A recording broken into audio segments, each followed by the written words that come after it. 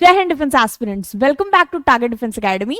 सो finally हम रोज नए नए चीजें लेके आते हैं आपके लिए, ताकि आपको और ज्यादा बेटर अंडरस्टैंडिंग करा सकें कि कैसे डिफेंस में वेरियस सेक्टर्स में आपके लिए अपॉर्चुनिटीज हैं और कैसे हम वेरियस एग्जाम्स को टारगेट करके आप तक डिलीवरी करते हैं, right. So first thing comes first, सबसे इंपॉर्टेंट चीज है जो आपके बोर्ड पे दिख रहा है, that is MNS 2024। Why not 2023? क्योंकि 2023 की नोटिफिकेशन ऑलमोस्ट आने ही वाली, और उसके साथ साथ इस साल जो बच्चे प्रिपेयर कर रहे हैं वो तो चलो कर ही रहे हैं, लेकिन हम उन बच्चों पे ध्यान देना चाहते हैं जो कहीं ना कहीं एक स्टेप आगे अपने आप को देखते हैं या फार विजन रखते हैं अपनी लाइफ के लिए। तो एमएनएस मेनली है क्या? So when coming to MNS, MNS is military nursing services. अब मिलिट्री नर्सिंग सर्विसेज होती क्या है? तो जैसे हमारा AMC होता है, जैसे आर्मी मेडिकल कोर होता है, राइट, तो उसमें क्या होता है, वेरियस रिक्रूटमेंट होती है। जैसे आप नीट के थ्रू जब AFMC में सेलेक्ट होते हो तो आप डॉक्टर्स बनते हो, राइट। उसी तरह से जब आप नर्सिंग के लिए जाते हो आर्मी में या मिलिट्री में, तो आपके पास मिलिट्री नर्सिंग सर्विसेज का ऑप्शन होता है जिसके थ्रू आप ऑप्ट कर सकते हो। और इसके लिए आपको कुछ नहीं चाहिए, इसके लिए आपका सिर्फ 11th और 12th biology, physics, chemistry and English as a core subject होना चाहिए। पहली बात ये। दूसरी बात ये इंपॉर्टेंट है कि इसमें सिर्फ गर्ल्स एलिजिबल हैं। जैसा कि कहीं ना कहीं देखा जाता है कि डिफेंस में मेल्स के लिए ज्यादा सीट्स हैं और फीमेल्स के लिए हर जगह कम सीट्स हैं, उसी जगह ये एक बहुत गोल्डन अपॉर्चुनिटी है जहां पे आपके पास सिर्फ फीमेल सीट्स की अपॉर्चुनिटी है, दैट इज सिर्फ फीमेल्स कैंडिडेट अप्लाई कर सकती हैं। सो फॉर दिस, जब एमएनएस पे आते हैं सबसे इंपॉर्टेंट होता है, मैम ये तो समझाइए कि इसकी नोटिफिकेशन कब आती है, इसके लिए क्या क्या चाहिए, एज लिमिट का क्राइटेरिया क्या सेट होता है, बिकॉज नाउ डेज जो 12th कर रही हैं उनकी एज कहीं ना कहीं प्रीवियस जो पैटर्न होते थे उनके कंपेरिजन में ज्यादा हो जाती है। The third thing is vacancy कितनी होती है, and the last thing is syllabus क्या है। अब ये सारे क्वेश्चंस के अराउंड माइंड जो है फ्लिप करता रहता है। तो सबसे इंपॉर्टेंट चीज है कि अगर मैं 10th क्लास में हूं या मैं 11th में हूं और 12th में हूं, मैं नीट भी दे रही हूं, और नीट के साथ मुझे लगता है कि इनकेस अगर मेरे नीट नहीं निकला तो मेरे पास क्या कोई ऑप्शन है, तो एक ऑप्शन ये भी है कि आप military nursing services as an officer join कर सकती है। Mind my words, as an officer आप ज्वाइन करती है। गेस्टेड रैंक होती है जहां पे आपको रैंक के साथ साथ एक अच्छा खासा टाइम मिलता है सर्व करने का for our country in the form of joining the defence, right. चलिए देख लेते हैं। तो हम अगर देखें तो इस तरह की यूनिफॉर्म और इस तरह के स्टार्स आपको देखने को मिलेंगे, ठीक है। In my time when I was there, I was not much incline towards MNS, I was incline towards CDS, ठीक है। तो मैंने एमएनएस के ऐसा नहीं है कि पेपर नहीं दिया, मैंने पेपर दिए हैं, कट ऑफ भी क्लियर हुई, तो but I didn't appear for interview just because I was not interested in that. अब देखते हैं कि इसमें है क्या। सबसे पहली बात तो आपको ये देख के कहीं ना कहीं बहुत अच्छा लग रहा होगा, क्योंकि नॉर्मल नर्सिंग जो आप बाकी कॉलेजेस से करते हो उसकी कंपैरिजन में ये नर्सिंग आपके लिए ज्यादा बेनिफिशियल है। क्यों? क्योंकि एश्योर्ड जॉब है। सेकेंड थिंग इज दैट कि आपको किसी तरह के फाइनेंसेस नहीं देने पड़ते, वो खुद आपके ऊपर एक्सपेंडिचर करते हैं। जबकि आप कहीं और से BSc नर्सिंग करते हो तो आपको खुद पैसा लगाना पड़ता है, ठीक है। और ये रिलायबल भी ज्यादा है, प्लस आप यूनिफॉर्म और गेस्टेड रैंक आपको मिल रही है for MNS with the cap, ठीक। अब देख लेते हैं क्या। तो it is one of the most discipline and adventurous. Obviously जगह जगह पोस्टिंग होगी, जगह जगह जाने को मिलेगा, डिफरेंट डिफरेंट हॉस्पिटल्स विजिट करने का मौका मिलेगा। करियर ऑप्शन है गर्ल्स के लिए, माइंड माय वर्ड, सिर्फ गर्ल्स के लिए है। तो 10th 11th 12th में बायो लिया है तो कोई टेंशन नहीं लेनी है, डॉक्टर नहीं बने तो एज एन ऑफिसर लीड करेंगे डिफेंस में, ठीक है। Girls from military nursing services can become officers in Indian army, air force and Indian navy. तीनों के लिए आपके ऑप्शंस खुले होते हैं। द सेकेंड थिंग इज, और इसमें जो इंपॉर्टेंट चीज जैसे कि मैं बता रही हूँ कि सिर्फ गर्ल्स ऑफिसर बन सकती हैं। फिर एमएनएस एंट्री कैसी है? शॉर्ट सर्विस एंट्री है। शॉर्ट सर्विस एंट्री मींस आप 15 इयर्स तक सर्व करते हो। अब कहो मैम 15 इयर्स के लिए हम क्यों एमएनएस ज्वाइन करेंगे? There is a very important question behind this, कि जब आप 15 इयर्स एमएनएस में सर्व करते हो तो आपको कोई भी हॉस्पिटल उसके बाद एक गेस्टेड रैंक पे एक्सेप्ट करने के लिए रेडी होता है, बिकॉज दे नो कि आप एक बहुत ग्रूम्ड इन्वायरमेंट से आ रहे हो जहां पे एक डिसिप्लिन्ड वे में कैसे एक्ट किया जाता है वो आपको पता है, ठीक। तो आपके लिए कोई प्रॉब्लम नहीं होनी चाहिए और ना ही कोई प्रॉब्लम अराइज करेगी, ठीक। Coming to the next, girls have to work for a limited time only. एक छोटे से टाइम पीरियड के लिए आपको सर्व करना है, and that is with the complete dress you are seeing on the screen. उसके बाद क्या इंपॉर्टेंट है जो सबके माइंड में फ्लिप करता है कि करना क्या है। अब भाई 15 साल तक सर्व किया, अब मेरा मन था कि भाई 15 साल के बाद मुझे टीचिंग में उतरना है या मुझे किसी और फील्ड में अपना पर्टिकुलर कॉन्ट्रीब्यूशन देना है, तो आप दे सकते हो। वरना आप क्या कर सकते हो, उसी पर्टिकुलर सर्टिफिकेशन के थ्रू आप जितने भी अलग गवर्नमेंट एडेड हॉस्पिटल्स हैं या सेमी प्राइवेट हॉस्पिटल्स हैं उसमें एक अच्छी रैंक पे सर्व कर सकते हो, ठीक है। सो इट्स लाइक कि nothing is going to end at that particular time. अब पॉइंट चीज क्या है कि नोटिफिकेशन कब आता है मैम, ये तो बताइए। तो नोटिफिकेशन दिसंबर और मई के आसपास देखने को आपको मिल जाता है, ठीक है, हर समय हर साल आप इस चीज को थोड़ा अवेयर रहो, चाहे आप बोर्ड्स दे रहे हो चाहे आप 11th में हो, यू शुड बी अवेयर कि कैसे नोटिफिकेशन आ रहा है, आप चेकआउट करते रहो, वरना चैनल पे भी आप देख सकते हो। Next thing is something important is this. अब इतना तो आजकल नॉर्मल है कि अनमैरिड ग्रेजुएट्स, मतलब ऑब्वियस है कि आजकल इतनी जल्दी शादी तो कोई नहीं कर रहा है, तो अनमैरिड ग्रेजुएट्स कोई बहुत बड़ी बात नहीं हुई, are eligible to sit for the exam. Next is examination is conducted twice a year in April and September respectively. ठीक है, तो ये पहले क्राइटेरिया होता था कि ट्वाइस होता था, अब फिलहाल उसको वंस कर दिया गया है इन ईयर। ठीक है, now it is almost once कर देते हैं ईयर में और उसी के हिसाब से कंडक्ट करते हैं। अब आगे आते हैं क्वालिफिकेशन की बात करते हैं। क्वालिफिकेशन की बात करें तो सिर्फ सबसे इंपॉर्टेंट चीज जो एमएनएस के लिए है वो ये है कि सिर्फ आप फीमेल हो, that is more than enough. कि आप फीमेल हो तो आप आराम से इसके लिए ट्राई कर सकते हो, क्योंकि मेल्स आर नॉट अलाउड। उसके बाद क्या क्वालिफिकेशन होनी चाहिए, एक माइंड में क्वेश्चन आता है कि मैम क्या करें कैसे हो, तो आपको सिर्फ 12th पास होना चाहिए, या फिर आप अपीयरिंग हो, दैट मीन्स अगर आप प्रेजेंटली 12th में हो तो you can give this exam as well, right. तो एक बहुत अच्छा तरीका है कि आपके एज गैप या एज ड्रॉप नहीं लेना पड़ेगा आपको किसी तरह का, और आपका अच्छा खासा ऑफिसर रैंक आपके लिए रखी हुई है। ठीक, next is you are studying in 12th, यानी 12th अपियरिंग में भी आप इसके लिए दे सकते हो।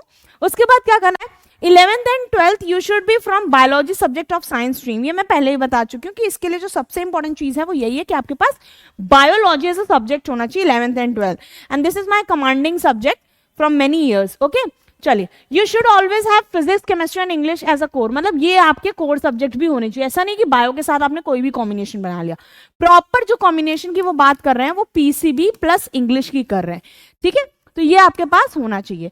अब आते हैं अपने नेक्स्ट सेक्शन पे। If you do not pass in the first attempt, अब ऑब्वियसली बात है, आप मान लीजिए एंड तक गए सिलेक्शन के बाद और इतना प्यारा सा सीन आपको देखने को मिलने वाला है, और उसके बाद अचानक से आप किसी मेडिकल रीजन के से अनफिट हो गए, तो नेक्स्ट टाइम आप अप्लाई करने से पहले आपको रीजन देने पड़ेंगे कि क्यों आप ऐसा डिक्लेयर हुए थे। ओके, चलो अब देख लेते हैं बिना टाइम वेस्ट किए कि भाई अब करना क्या है।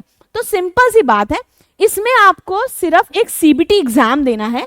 ठीक है, सीबीटी एग्जाम देना है, जो कि सीबीटी से आप समझ रहे हो कंप्यूटर बेस्ड एग्जाम है। ठीक है, कंप्यूटर बेस्ड एग्जाम आपको देना है, और उस एग्जाम में आपके बेसिक क्वेश्चंस आते हैं। ठीक है, इंग्लिश आती है, जनरल साइंस आती है, जनरल नॉलेज आती है। तो इस पर्टिकुलर सेक्शन ये तो आपका 9 to 12 एनसीईआरटी से ही होता है। ठीक है, और ये वाला जनरल नॉलेज जो सेक्शन होता है वो आपका लूसेंट जैसी बुक्स के थ्रू ऑलमोस्ट उसी के आसपास कंटेंट कवर हो जाता है।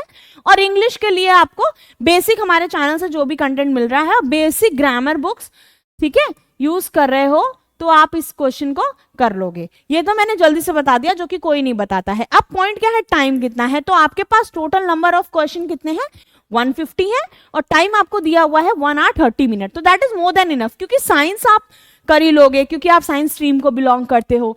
ठीक है, इंग्लिश आप एज अ कोर सब्जेक्ट रहा है तो उसमें भी आपकी कमांड होगी, आपको थोड़ा सा इसमें टाइम लगाना पड़ेगा, और वो भी 1 word क्वेश्चंस होते हैं, तो इतना ज़्यादा सोचने की जरूरत है नहीं। ओके, तो ये हो गया सिंपल सा सीबीटी एग्जाम। अब पॉइंट ये है कि मैम एज बताइए, मेन तो फैक्टर वहीं जाके फंसता है।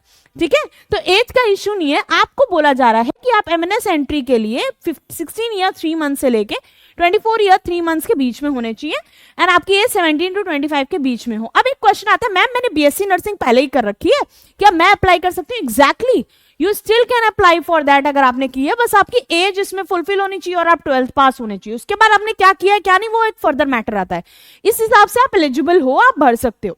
ठीक है, उसके बाद क्या कह रहे हैं, कैंडिडेट एज लिमिट क्या होनी चाहिए, 1 October 1999 से लेके 30 सितंबर 2007 के बीच में होनी चाहिए। अब इसमें वो बच्चा भी आ रहा है जो यंगस्टर है, वो बच्चा भी आ रहा है जिसकी एज अराउंड अबाउट मेरे से 1-2 साल छोटा होगा, यानी कि राउंड अबाउट 23-24 है, तब भी आप कर सकते हो। यानी कहीं ना कहीं अगर आपका नीट नहीं हो पाया for any reasons and still you wish to serve for medical purpose, तो आप इसके लिए भी अपने एक हाथ आजमा सकते हो। This is a very very nice opportunity, and एक आपको एज भी मिलेगा। ठीक है, चलिए अब नेक्स्ट देखते हैं कि नेक्स्ट हमसे क्या कह रहा है। नेक्स्ट सिंपली बोल रहा है कि सिलेक्शन प्रोसेस है कैसे है। तो आपने बता दिया कि एक सीबीटी एग्जाम होगा 150 पर्टिकुलर टाइम का, अब इसमें आया कि क्या करेंगे, तो एमएनएस एंट्री में आपकी एज जो होनी चाहिए 16 ईयर्स 3 मंथ से 24 ईयर 3 मंथ्स, ये बात तो मैंने बता दी थी। और इस तरह की यूनिफॉर्म देखने को मिल रही है जिसमें कि आप देखोगे कि वेरियस पर्टिकुलर ऑफिसर्स और अलग अलग डिपार्टमेंट से जब आते हैं तो आपके साथ एक इंटरेक्शन भी होता है जो कि एक बहुत ही हाई लेवल पे मिलेगा और जिस तरह का आपको बाकी स्ट्रीम्स में नहीं दिखेगा। अलॉटमेंट कौन कौन से कॉलेज की होती है, तो टोटल नंबर ऑफ वैकेंसीज जो होती है वो अराउंड अबाउट 220 होती है और उसकी नंबर ऑफ सीट्स अगर आप फर्स्ट नंबर पे आते हो तो आपको एएफएमसी मिलता है। ठीक है, एएफएमसी मिलता है जो कि पुणे में सिचुएटेड है, आपको पता होगा ये टॉप कॉलेज है।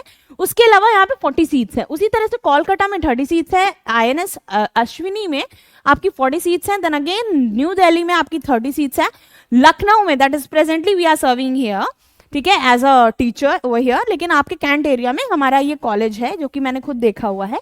ठीक है, तो आपके 40 सीट्स वहां पे हैं। In the last is Bengaluru, there also we have 40 seats. तो ये टोटल नंबर ऑफ सीट्स हैं जो अवेलेबल है। इसमें से अगर आप किसी भी एरिया में रहते हो तो वहां पे मिल जाता है तो वो आपके लिए एक और पर्क हो जाएगा। ठीक है, नेक्स्ट आते हैं कि अब मैम क्राइटेरिया क्या है, हाइट वेट का क्या सीन है, कैसे क्या रहेगा।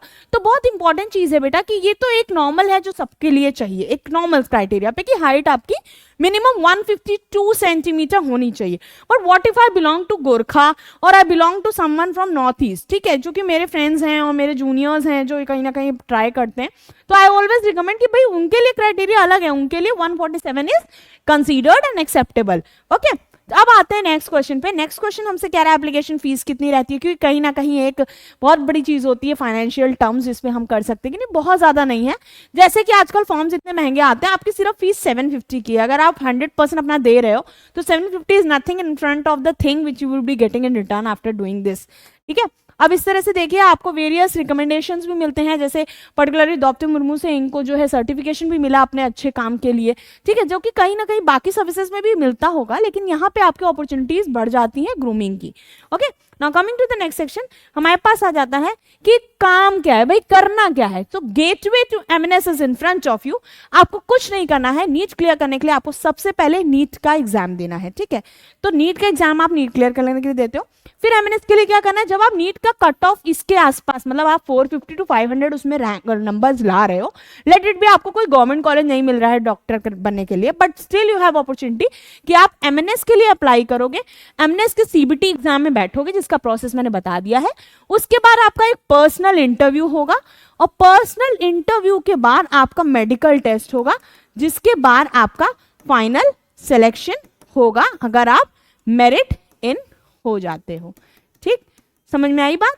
तो बहुत सिंपल सा प्रोसेस है कि हमारा नीट का कट ऑफ अगर 450 से 500 के बीच में गया तो हमने नीट पेपर दिया, फिर हम सीबीटी में बैठे, फिर हमने पर्सनल इंटरव्यू अटेंड किया, और अगर हम पर्सनल इंटरव्यू क्लियर कर लेते हैं तो हमारा मेडिकल टेस्ट होगा, फिर हमारी मेरिट आएगी और मेरिट के बाद हमारा फाइनल सिलेक्शन हो जाएगा and your picture would be something like this the way they are showing you. Okay, तो करना क्या है, तो सबसे पहले इंपॉर्टेंट चीज जो ये है वो ये है कि आपको नीट का फॉर्म भरना है। नीट का फॉर्म भरने के बाद आपको मिनिमम स्कोर करने हैं। ठीक है, इस पर्टिकुलर स्कोर के बाद अगर आपके आ रहे हैं और इतना कट ऑफ अगर वो निकालते हैं तो आप सीबीटी का एग्जाम देने जाओगे। सीबीटी एग्जाम का पेपर आप दोगे, उसका एक कट ऑफ निकलेगा और उसके बाद आपका पर्सनल इंटरव्यू होगा जहां वो जगह अलॉट करेंगे। उस अलॉटमेंट के बाद आपका एक मेडिकल टेस्ट होगा और मेडिकल टेस्ट के बाद आपका फाइनल सिलेक्शन होगा अगर आप मेरिट इन हो रहे हो उनके क्राइटेरियाज पे। तो this is a very easy hand and a very good opportunity to lead as an officer in the medical department of the defence. Okay, चलिए अब देख लेते हैं कि नेक्स्ट क्या है। तो next with the flying colours हमारे पास ये इंफॉर्मेशन थी जो हमें आपको देनी थी। इन केस आप एनडीए या फिर एमएनएस के नोटिफिकेशन के बारे में डिटेल में जानना चाहते हैं तो कमेंट सेक्शन में कमेंट करिए। You will be reverted as soon as possible.